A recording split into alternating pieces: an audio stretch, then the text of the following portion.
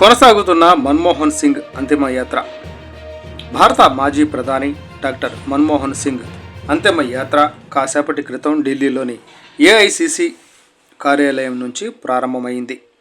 అక్కడి నుంచి యాత్ర నిగంబోధ్ ఘాట్కు నిర్విరామంగా కొనసాగుతుంది.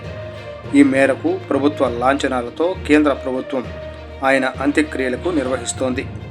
అయితే అంతిమయాత్రలో ఎలాంటి అవాంఛనీయ ఘటనలు చోటు చేసుకోకుండా అడుగడుగున కట్టుదిట్టమైన భద్రతా ఏర్పాట్లు చేశారు.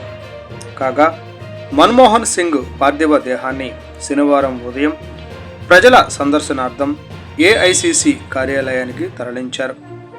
అక్కడ పార్టీ నాయకులు, కార్యకర్తలు మాజీ ప్రధాని భౌతిక కాయానికి నివాళులు అర్పించారు.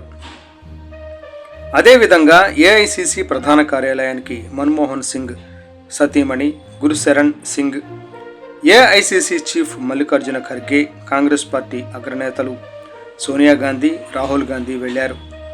తెలంగాణ సీఎం రేవంత్ రెడ్డి, ఎంపీ మల్లు కూడా మాజీ ప్రధాని నివాళులు అర్పించిన వారిలో ఉన్నారు. అంతిమ యాత్ర వెంటనే కార్లలో ప్రముఖులంతా నిగంబోధ్కు క్యూ కట్టారు.